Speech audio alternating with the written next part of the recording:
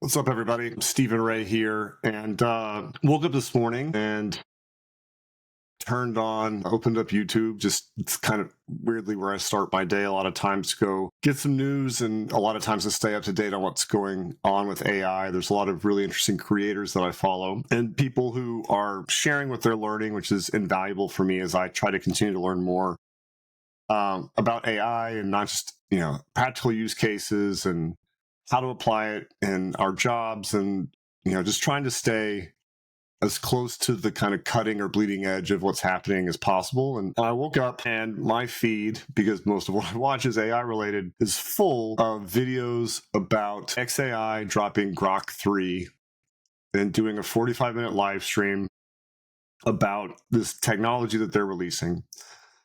And I was familiar somewhat with Grok. Candidly, that's actually the only probably AI tool out of the major frontier models that I don't pay for. That's going to change now. I'm going to have to sign up so I can play with this and use it and figure out what it's going to take to, not what it's going to take, but figure out the best ways to leverage this new tool. Because as someone who's been living and swimming in this space for a year and a half, it's hard to, I'm struggling a little bit here, and that's why I wanted to make this video. And I still got a t-shirt on, but I wanted to get this out there.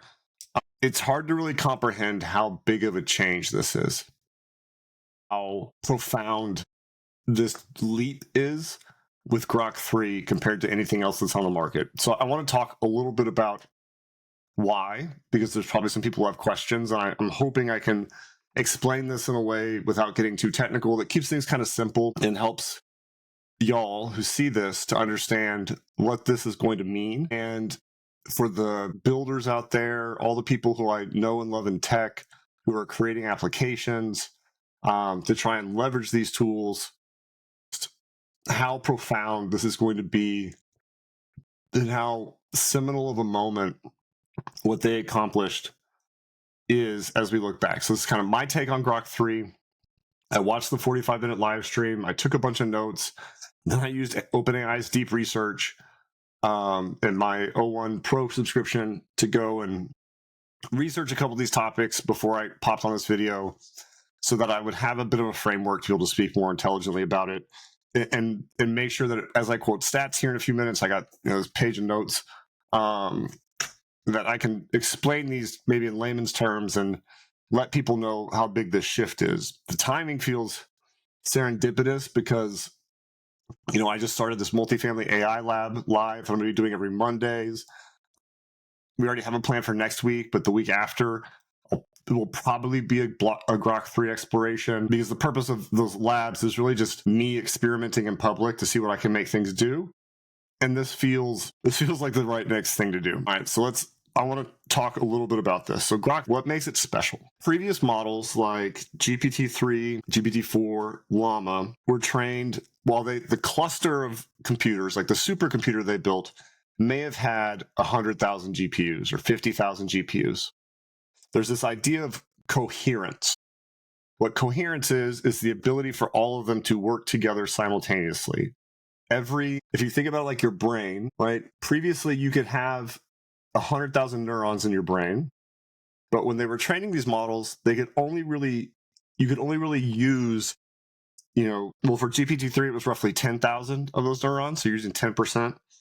Llama's early models, it was 16,000 GPUs at any given time. So while you have this big cluster and you have all this compute, you're not actually using it to make the model smarter. You can't it can't access it. It's like you have a small portion of your brain that you're able to unlock. Or maybe think about if anyone's seen the movie Lucy, right? Like Lucy unlocked the rest of her brain. Well, these models were trained, despite all their capabilities and all the great things that they were able to do, they were trained only using a very small percentage of that. And previously it was believed that the maximum number of GPUs that you could get coherence with to run simultaneous training was around 25,000 to 30,000. And the team at XAI and all the genius engineers that work there managed to make it happen with 100,000. So that's a full order of magnitude more than what GPT-3 was trained on. That's already mind-blowing. It's like unlocking the entirety of the brain to be able to learn, store information, access information. So that is profound on its own. The way they did that is something that appears to be somewhat unique to the skill set of the engineers and within the rest of the Musk companies. Fact they mentioned in the 45-minute live stream was that they had to lease 25% of the available mobile liquid cooling capacity in the US for the Colossus, the cluster they built in Memphis. So 25% of these liquid cooling trailers just to run water, because this is also one of the first liquid cooled data centers, and I think it's the first liquid cooled data centers in the country. They have to liquid cool it because they're running all these simultaneously to keep the heat down. So they pump water through. The water is cold. It going through sucks out the heat, and then that water gets pumped away to elsewhere in the system and into these cooling trailers that they lease 25% of the capacity in the US to do, and it recools the water, pumps it back in. So it's all heat transfer and making it so things can run better. And so that is transformative, revolutionary, had never been done before. And it was the only way to get things cool enough for this to work. So it's not like, someone with $1 billion could go do this tomorrow because of the technical innovations and the things that had to be done to make that happen. Then there's this incredible synergy that XAI and Elon Musk and all of those engineers have the benefit of across all of their companies. So one thing I've noticed, I'm obviously a fan of Elon. I'm just in awe of the things that he's been able to accomplish. That man's brain vibrates at a different frequency than the rest of us. And that attracts the smartest people. I enjoy watching Tesla things like AI Day, where they talk about their innovations in AI when they were working on self-driving, or some of my favorites were Battery Day, where they talked about all the innovations that they were developing in batteries. And on the surface, those look like they're telling the public, like, look at these cool things that we're doing. But in reality, what those are recruiting tools. And every PhD student or person who's scientist, person who's been working on these bleeding edge things sees that they're innovating battery tech. They're designing and doing things with batteries, like their dry battery assembly for the cathodes and anodes. I think that's right. The Tesla, revolutionary. So it's what's in the 4680 batteries that are these cars in their cars. What they've done with Megapacks, which are their industrial commercial grade battery storage devices, is revolutionary. Obviously, what they've done with SpaceX, with catching the equivalent of a 20-story building falling to the Earth from low orbit out of the sky with some metal chopsticks, right? Like, all of these things take the smartest people in the world, like the top 0.0001% of engineers and scientists and researchers to make happen. So they have and they collaborate, whether it's Neuralink or SpaceX or the Boring Company or Tesla or X. Like, all of these are working where there's synergies, where if you need help, if you need subject matter expertise on something, if you need someone to help you do something, they can lean on each other, right? Like, there's a lot of cross-pollination, especially at the top, in terms of problem solving for these teams, so that they have the smartest people. Then another problem with these big is that the power needs of a GPU are really variable, and generators and transformers and the electrical grid don't like needing a bunch of power and then no power.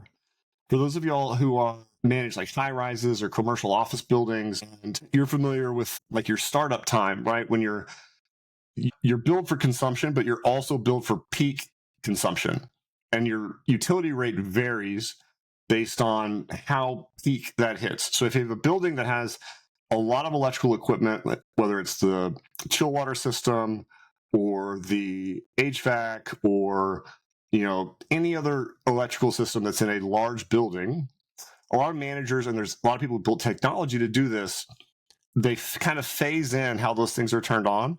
Because if you try to take it all from the grid at the same time, It spikes the grid. It means you pay more, and it's really bad for the grid. And in the case when it's huge spikes, and in this case, sometimes those spikes are happening in 100 milliseconds or less, like lots of power, no power, lots of power, no power, that can actually cause transformers and generators to explode.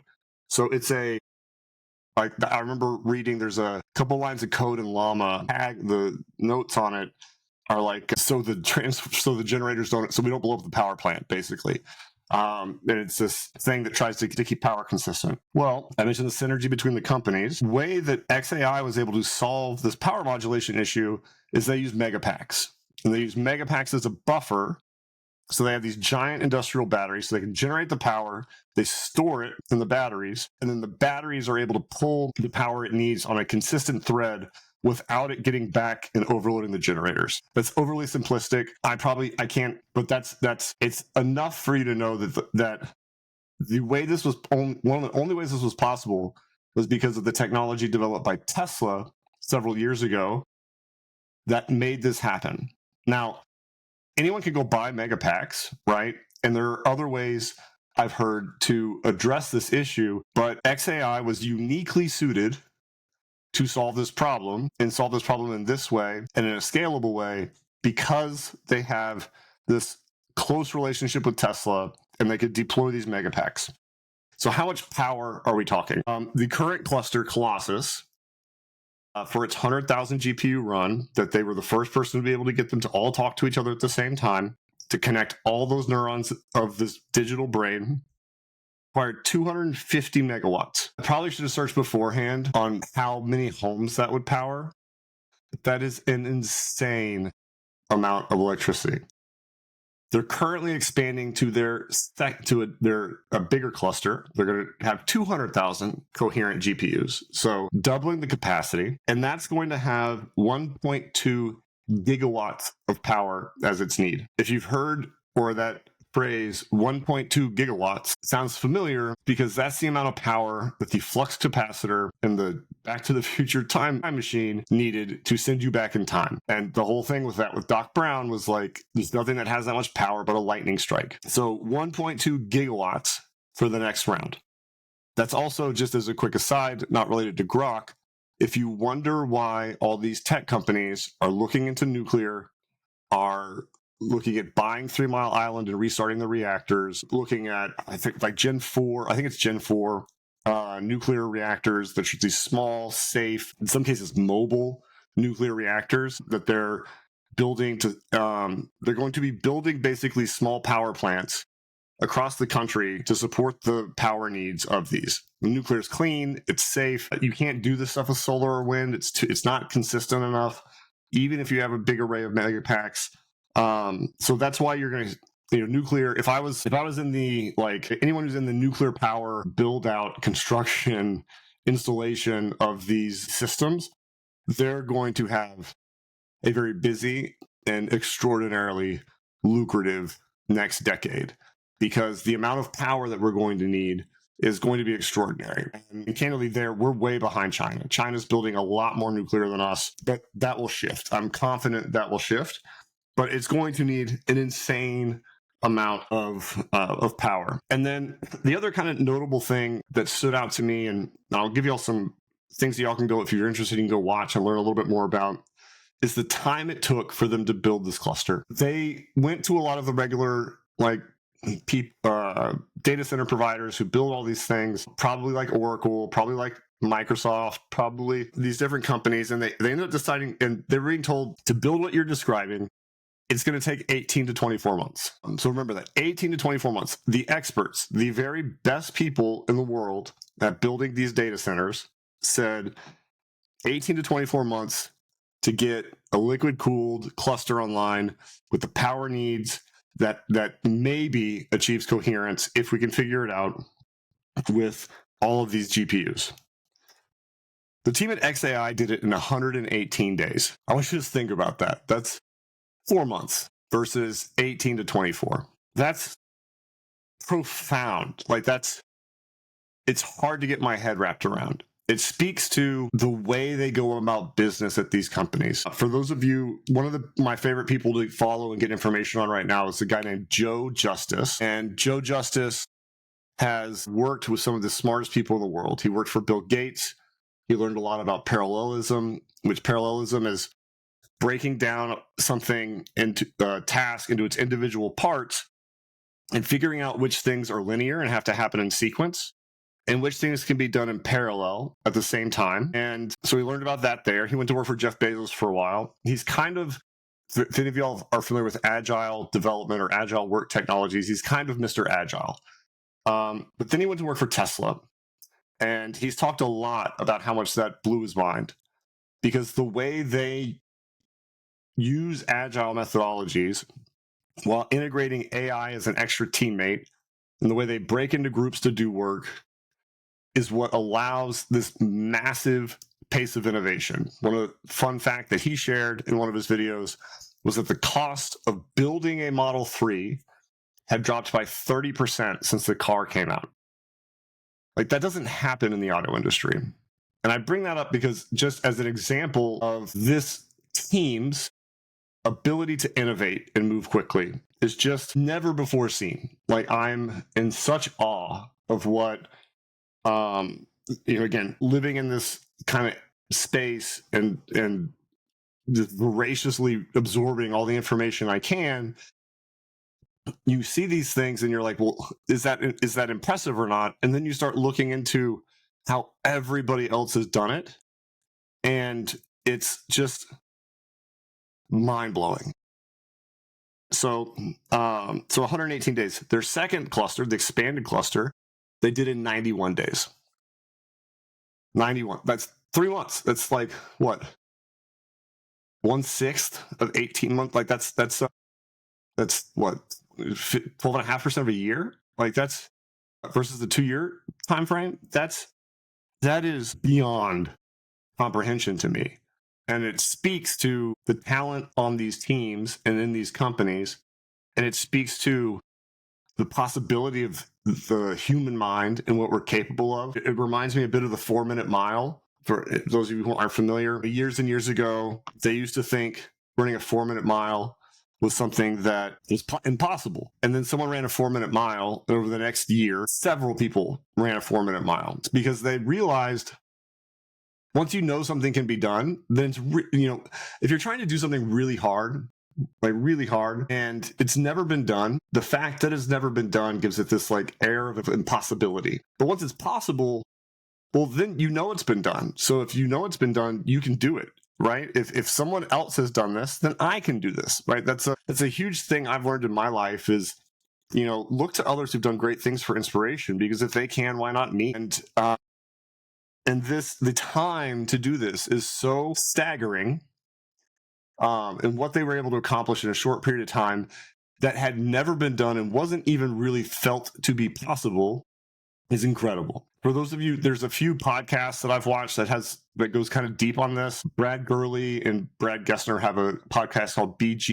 They interviewed Jensen Huang a couple months ago. He's the founder and CEO of NVIDIA. When this was first being built out, I want to say it was late last year.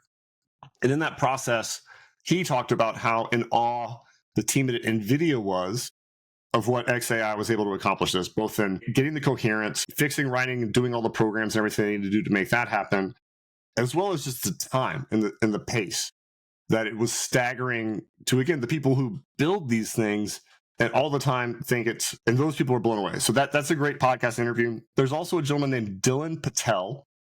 Dylan's been doing a lot of interviews lately. Dylan runs a consulting agency that tracks everything going on with AI by watching the supply chain. So, all these big GPUs have parts that go in them to get made.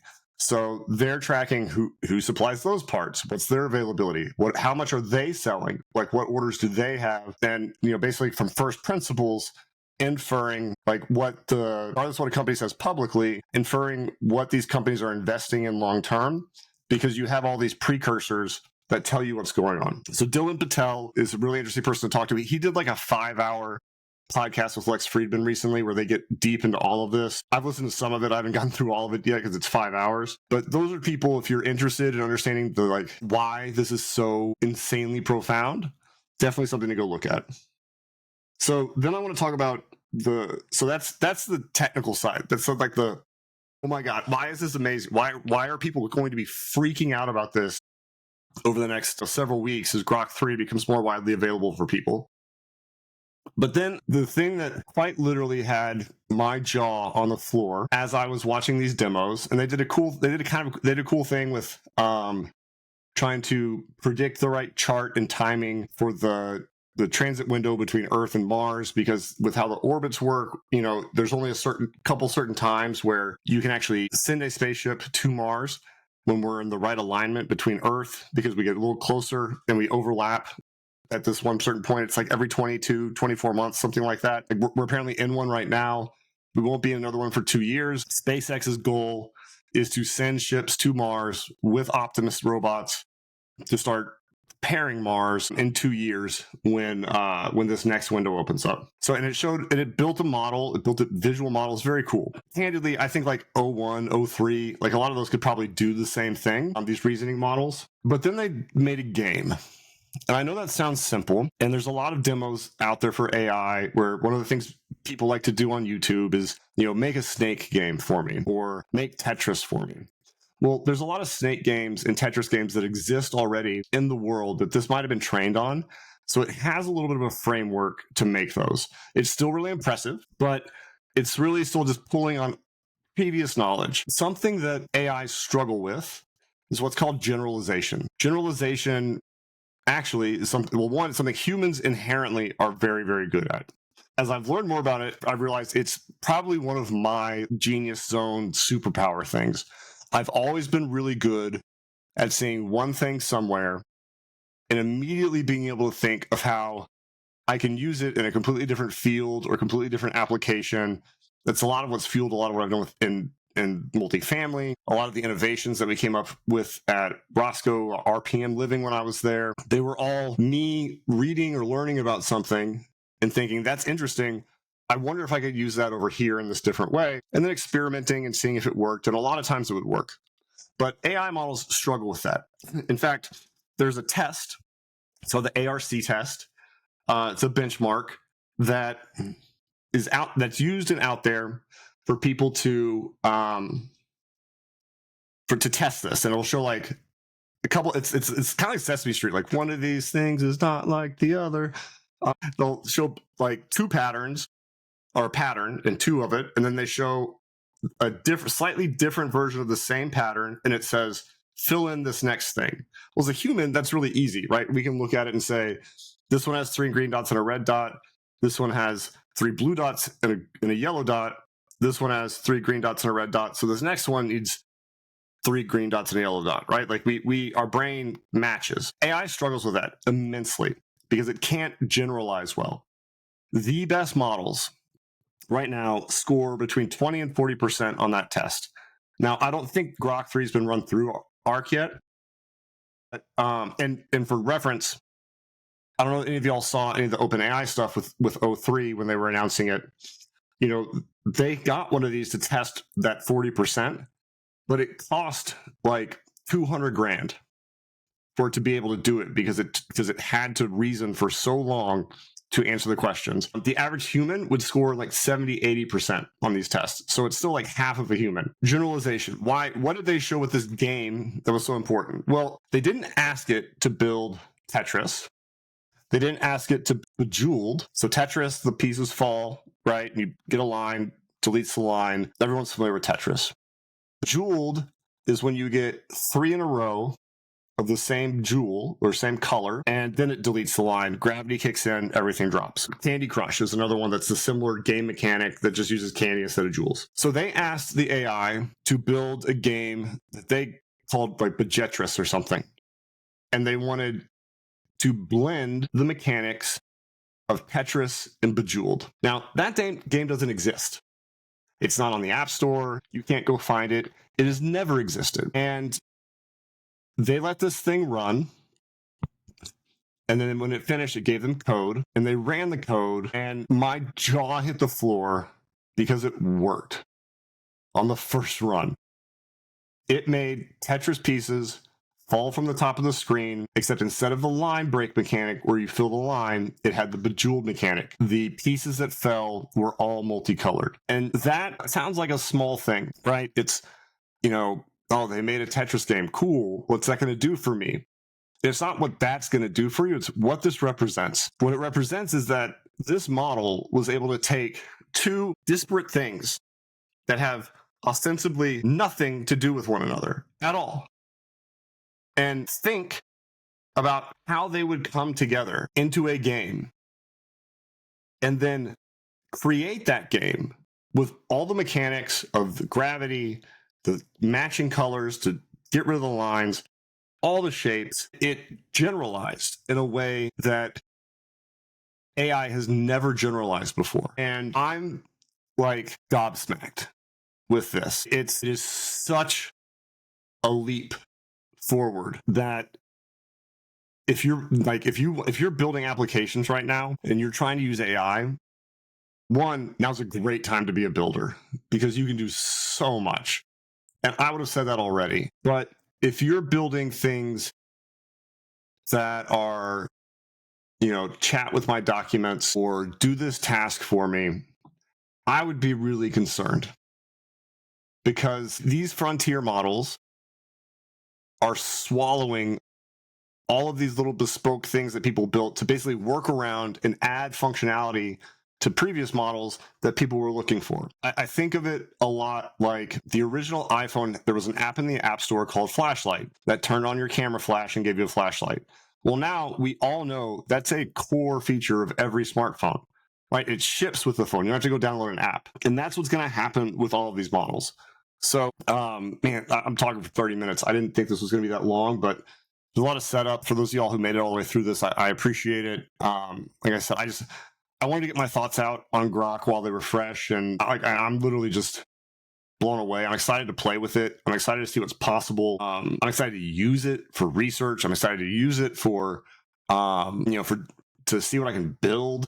I'm excited to integrate it into the tools that I already use with AI that help me do work faster, and that give me head starts on stuff, or that we'll go aggregate the data or do the mundane data aggregation, analysis, and breakdown, so that then I can bring my skills to the forefront and apply strategic thinking and like the high level tasks that still most of the time humans are going to need to do for a while. It makes me so much more productive because my time spent on actual productive things, not getting ready to do the productive thing. So I'm thrilled to get to play with this. And I just wanted to share for people because you're going to see a lot of news about it. I wanted to break down why it was special, why my mind is just blown that they made this happen, and it's only going to get better from here.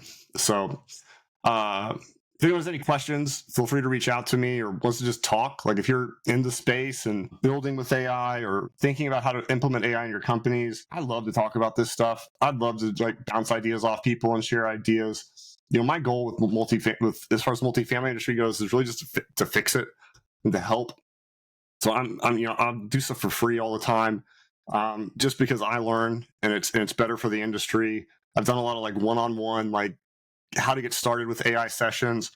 I have the multifamily AI lab I'm going to be doing every Monday, where we're going to be experimenting with these tools and seeing what we can make them do. We had a great one this past Monday, and I'm going to continue to do those. Those were fun for me, and that's kind of really what's most important. Wow, Grok3, knew it was going to be incredible based on, because I knew the coherence thing had kind of solved, and they were the first to do it.